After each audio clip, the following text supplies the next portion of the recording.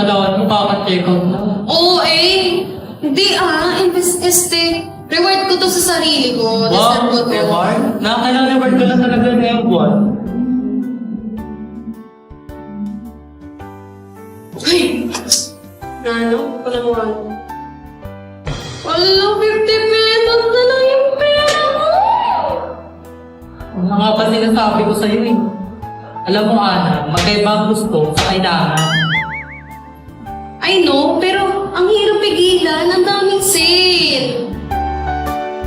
Mga kabataan, tandaan, hindi masamang gumastos, kaya mas mahalagang matutong magplano at mag-ipon ng pera.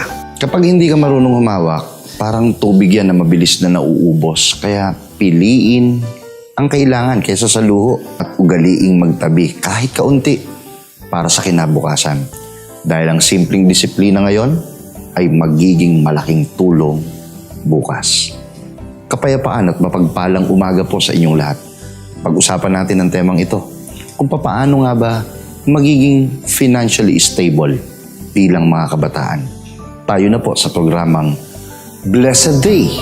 Simula ng umaga at damhin ng pagpapala, araw ay gawing payapa, na Espiritong Banal ang kasama.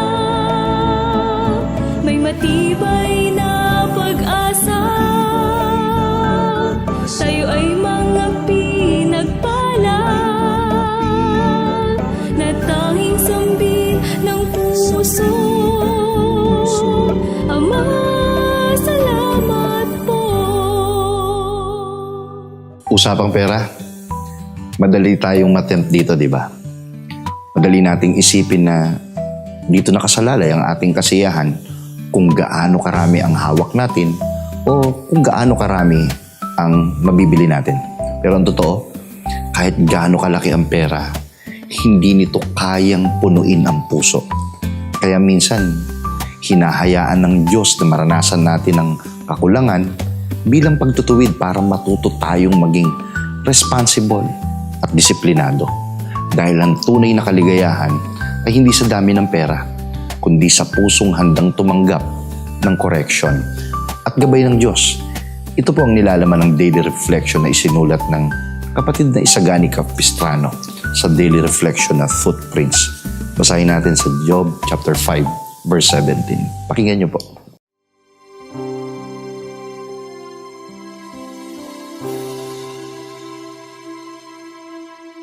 Behold, happy is the man whom God corrects. Therefore, do not despise the chastening of the Almighty. Job chapter 5, verse 17. Only God knows the future. Only God knows what is best. Sometimes, we seem to live in a righteous life. What we do not know is that we unconsciously do things that are against His will and His plans for us. That is why God sometimes allows us to be in difficult situations as His way to discipline and correct us in our ways. He is doing this because He loves us and does not want to see us lose in our way. Moreover, God announces or executes His will through the church administration and His ministers, especially the general bishop. That is why they impose disciplinary actions for some who consciously or unconsciously do things that are against God's commandments. Let us thank God and His ministers who sincerely love us. Thank them for having concern for our spiritual welfare. Thank them when they discipline us so we may stay walking on the right path and not in the wrong way. The way of discipline may seem hurtful and sad, but trust the Lord. We may not see nor understand now why He is disciplining us, but surely we will benefit from it sooner or later.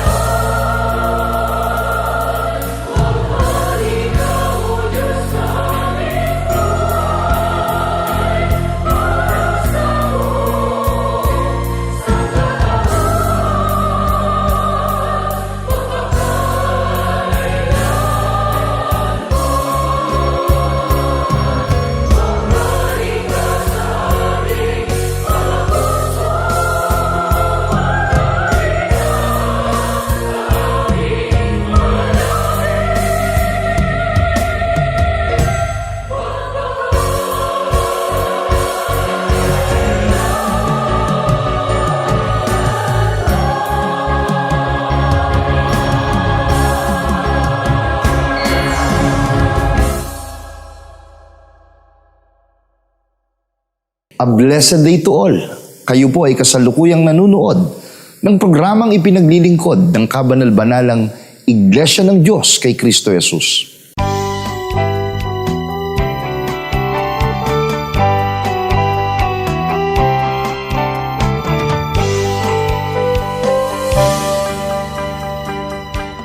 Kapag tinanong ka, may sobra ka bang pera? Halos lahat siguro ang sagot ay wala eh. Kasi kahit gaano karami ang dumating, parang laging may kulang. Ang pera ay madaling mawala. At kung hindi tayo marunong humawak nito, parang buhangin lang na dumudula sa ating mga kamay. Ngayon, ito ang pag-uusapan natin kung paano magiging responsible sa pera bilang isang kabataang gaya ko. Tayo na po sa segment na Youth Worshiping God.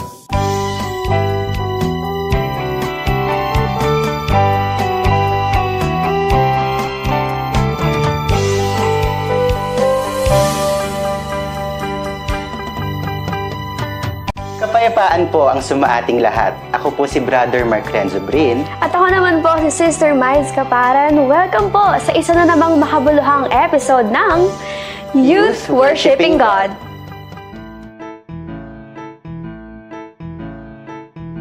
Uy, tara brother, ice coffee. Libre ko na. Ice coffee. Kala ko ba nag-iipon ka sa KO Camp?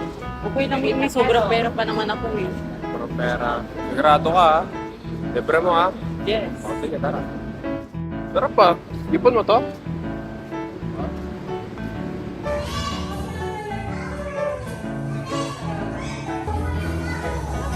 Hala, nagastos ko na naman yung pang-abuli ko. Ano ba yan?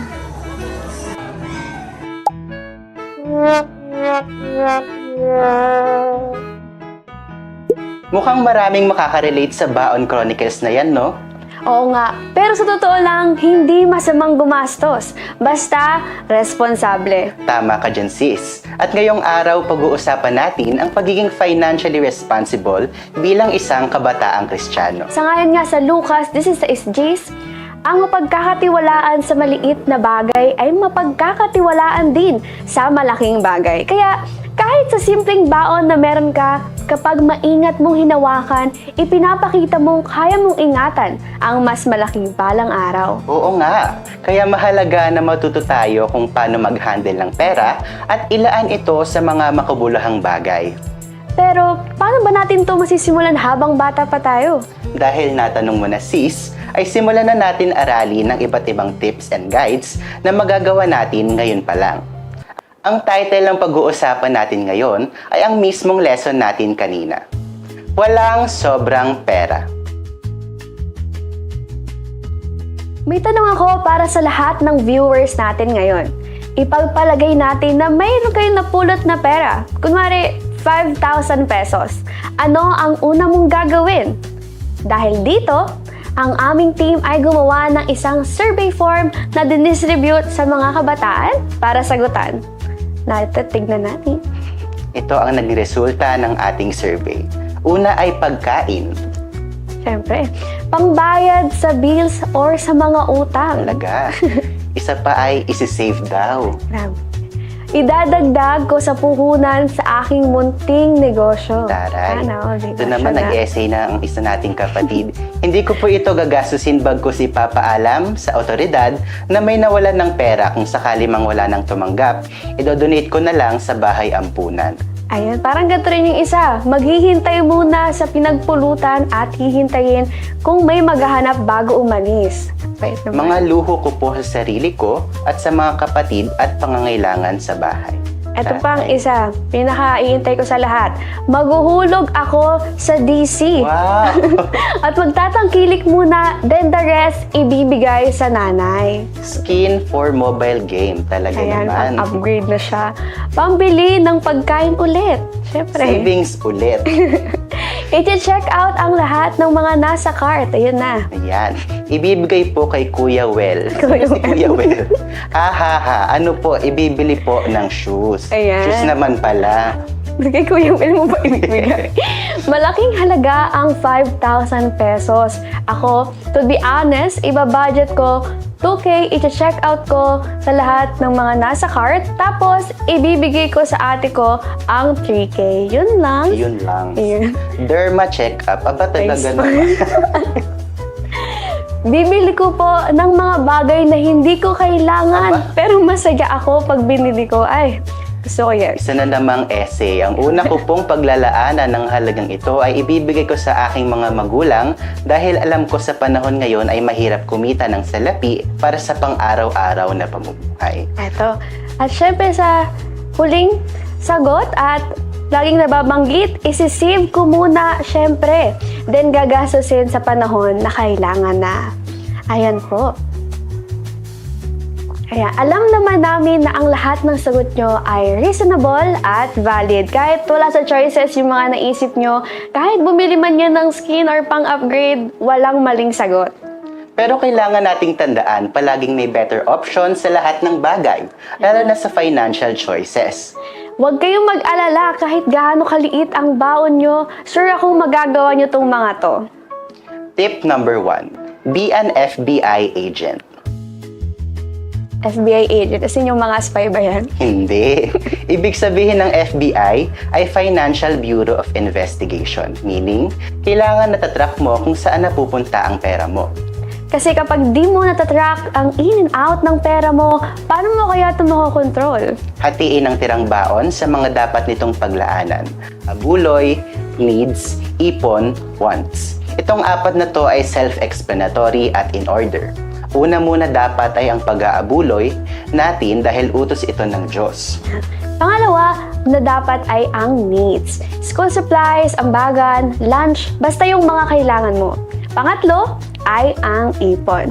Pwede itong mag-act as emergency funds o kaya naman ay pang short-term goals. Pinakahuli dapat ang wants. Dito bumabagsak yung mga cravings, mga biglaang check-out, basta yung mga gusto mo lang naman.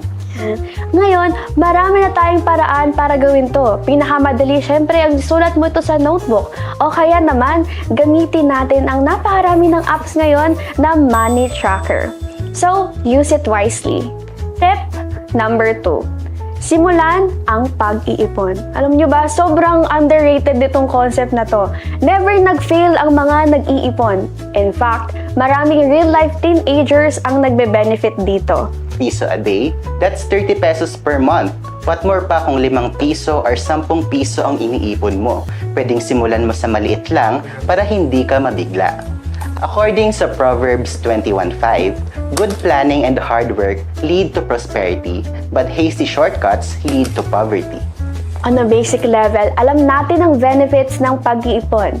Hindi tayo dapat padalos-dalos sa mga cravings natin. Madalas, nagigilty pa nga tayo kahit i-deny pa natin yan. Ang mas mabuti, pag-isipan mo munang mabuti. Kailangan ko ba to o gusto ko lang? Yan, ang tawag dyan, impulsive spending. O kaya naman, worth it bang gastusin ko to ngayon o mag-ipon ako para sa malaking bagay na gusto ko? O kaya, para sa mas magandang bagay na baka magustuhan ko? Naaalala niyo pa ba yung mga lesson mula kaninang Baon Chronicles? Walang sobrang pera. Kaya ang magsimula sa maliit, pero sa consistent ay mabuti kaysa walang masimulan. Dito tayo sa tip number 3. Know the difference between savings and investment. Minsan ginagamit kasi natin tong dalawang salitang to, parang pareho lang sila, pero magkaiba sila.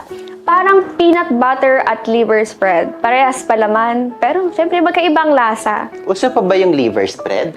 Ako kasi mas gusto ko na yung at Ah, oo. Akin naman yung kinain ko kanina. oo nga, pero bawal natin sabihin yung Bawal. dito. Pero, alam nyo naman, baka naman. Anyway, let's break it down. Kapag sinabi nating savings, ito ay yung pera na iniipon mo para sa emergencies or short-term goals, gaya ng tip number 2 natin. Pero ang investment, iba ang purpose. Ito yung pera na inilalagay mo sa isang bagay na may potensyal lumago o kumita in the long term.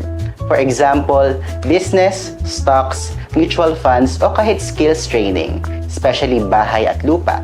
Yan ang investments. Pero teka, wait lang, parang masyado atang komplikado yan. Pero alam nyo ba, ang pinakamagandang investment sa balat ng lupa ay... Mag-aral. Mag-aral ng mag-aral ng mag-aral ng mag-aral. Sobrang daming tao na itinitake for granted ito, lalo na sa bansa natin. Kaya magsipag sa school. Nadali mo kapatid, first priority yon. Then pwede ka nang mag-research paunti-unti ng mga investment option. Hindi lang po yun nagtatapos sa mga material na bagay. Alam nyo ba na ang pagkain ay investment? Yan, hindi yan yung mga fast food yung mga totoong pagkain. Nakikita nyo po ba tong graph na ito? Nutrition is 80%, exercise is 20%, period. Let's be clear. Ang diet ay hindi lamang sa mga matataas ang timbang, para po ito sa lahat na gusto maging healthy. This 80-20 rule, 80% nutrition, 20% exercise is more than just a weight loss formula. It's a universal truth for children, teens, kay tatay, kay nanay, lolo at lola, para sa mga underweight, overweight, athletic, or kahit sa average people. Siyempre, kailangan mo pa rin mag-invest sa pag-exercise, pero ang pinakamahalaga ay ang pagkain ng tama sa lahat ng panahon at oras. No matter how hard you work out, you can't out-exercise a bad diet. We can do our own research about this, and dapat hindi na po tayo bumabase lamang sa mga lumang pamahiin sa health. 2025 na po, at dapat i-utilize na natin ang technology. To be frank, aanhin mo ang pera kung nauubos ito sa mga gamot or unhealthy foods na kinakain mo. Kaya ine-encourage po namin kayo to do your best to invest in whole foods. Kaya sa ganon, mas mahabang buhay, mas mahabang panahon para i-enjoy ito. Tama! Kaya please know what things you should invest on. Walang sobrang pera para iwaldas natin sa mga di naman talaga makakatulong sa atin. Tip number 4. Create a kingdom budget. Biblical po ito ang pag-aabuloy, pagtulong sa kapatid, at marami pang iba, particularly ang tinatawag na ikapu o tithes. At gaya nga po ng sabi, si Lord ang the best business partner. Imagine mo, 10% lang hihingi niya sa'yo, tapos 90% ay sa'yo na. Siyempre, may incentives pa yan. Bukod sa natutulungan mo ang church, natutulungan mo pa ang sarili mo. Pero sometimes, maraming doubt sa isip ng iba. Paano naman naging investment yan? Yaman ba ako dyan? Kung isa kang tunay na Kristiyano, alam mo dapat ang sagot dyan. Alam nyo, wala pa akong nakitang believer na nagsisi dahil ginawa niya ang mga bagay na ito. In fact, isang study sa Harvard ang isinagawa, and ito ang conclusion nila. Money spent on others can buy happiness. Others yan what more pa kaya kay God? What more pa dun sa mismong nagbibigay sa'yo ng wealth? Pwedeng ipang-donate sa youth events o paminsang pamerienda sa mga kapwa KO kaysa gastusin ito sa mga hindi makabuluhang bagay. Makakapagbuo ito ng fellowship at masasayang ala-ala. Yes, major investment ang friends kasi sa susunod, ikaw naman yung ililibre. Joke, pero spend responsibly dapat. Creating a kingdom budget could help you build your well-being kasi you let God's word reign over you. Wala nang mas best na paglaanan ng pera kaysa dito. You build yourself as a Christian and your fellowship para sa mga kasama mo sa church. This way, masaya niyong matataguyod ang pagiging isang kabataan sa loob ng church. Recap tayo. Bale una, be an FBI agent. Pangalawa, mag-ipon. Third, investments. Panghuli, kingdom budget. Sana ngayong episode ay natutunan na natin kung paano at saan ilalaan ang ating mga pera. Laging sinasabi sa atin, ang pera ay hindi pinupulot. Pinaghihirapan po yan. Mas maswerte ka kung binibigyan ka ng baon ng parents mo. Meron pa po tayong part 2 kung saan madadagdagan ang knowledge nyo tungkol sa finances. Baka naman yung part 2 pang matanda na. Ay, syempre hindi Pero i-explain natin yan para mas maintindihan ng ating mga youth. Siya, sige, galingan mo Syempre, ilibre mo akong iced coffee. Uy, ulam natin Sorry. So, paano? Kita-kita po muli tayo sa susunod na episode ng Youth Worshiping God.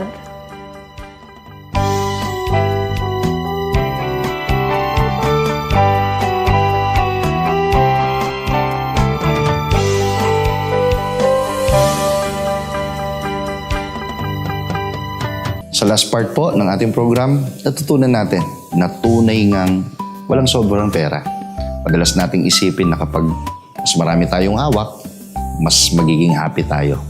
Pero ang pera ay dumarating at lumilipas, hindi ito ang sukatan ng ating kaligayahan. Ang mahalaga ay ang tamang paggamit, disiplina, at higit sa lahat, pagtitiwala sa Kanya, na Siya ang tunay na pinagmumulan ng lahat ng bagay. Maging mapagpasalamat, matutong maging responsible, at huwag kalimutan na lahat ng bagay ay galing sa Kanya. Bago ang ating pagtatapos, naanyayahan ko po kayo sa isang panalangin. Ipanalangin natin ang kapakanan ng bawat isa sa araw na ito, sa araw na ating lalakaran. Let's pray. Panginoon naming Diyos na makapangyarihan sa lahat, muli po, nagpapasalamat kami sa pagkasangkapan mo sa amin upang maiparating ang damdamin mo, ang kalooban mo, ang mga salita mo sa pamamagitan ng iyong mga kinakasangkapan sa programang ito. Lagi naming hiling, ipagpala mo sa amin ang mababang kalooban, creative na kaisipan, kung papaano pong maaabot namin ang mas marami pang tao na nangangailangan sa iyo, na ang tanging paraan ay ang pakikinig sa mga pagtuturong tanging nagmumula sa iyo. Sa umagang ito, na ibinless mo sa amin ang isang prinsipyong dapat namin panghawakan, alam namin, lahat kami, hindi lang basta nakaka-relate sa issue na ito, kundi kaming lahat ay nagiging biktima ng maling pananaw sa pera. Sobra o kulang, hindi batayan ng aming kaligayahan. Ang tangi naming kaligayahan ay ikaw na pinagmumula ng lahat ng ito upang magamit namin sa tamang paraan at ayon sa pangangailangan. Tulungan niyo po ang mga kabataan na maging modelo sa kapwa kabataan. Mapasimulan nila ito sa isang maliit, subalit, araw-araw na nasa kaisipan ng marami.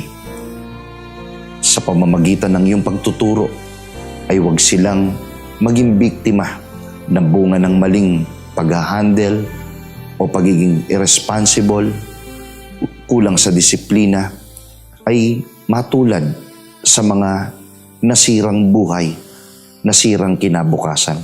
Sa halip kung papaanong ipinaglalaban nila ang maging masaya ngayon, maging masaya bukas, makita nila na ang unang-unang may kalooban nito ay ikaw para sa kanila.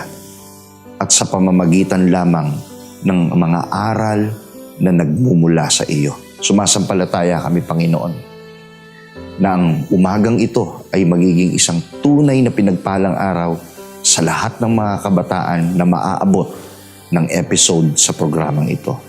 Dumadalangin kami sa iyo, Ama. I-bless mo ito sa amin. Maging guide namin ito. Maging inspirasyon ito ng maraming mga kabataan. Dalangin ng lahat sa ngalan mong Kristo Jesus na aming tagapagligtas. Amen. Maraming salamat po sa inyong pagtangkilik sa palatuntunang ito ng kabanal-banalang Iglesia ng Diyos kay Kristo Jesus.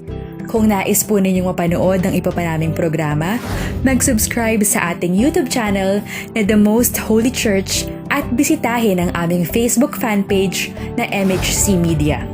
Upang lubos po ninyong makilala ang kabanal-banalang Iglesia ng Diyos kay Kristo Jesus, bisitahin ang ating official website na www.mostholychurch.com.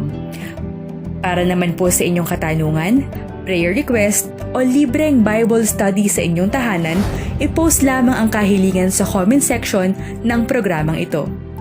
Maaari din po kayong tumawag o mag-text sa mga sumusunod na numero. Sa Smart o Talk and Text, 0909-555-5009. Sa Globe o TM, 0926-383-0454. Sa Dito SIM, 0991-419-2027. At sa landline, 8255-6949 o 8553-0946. Maraming salamat po. Salamat.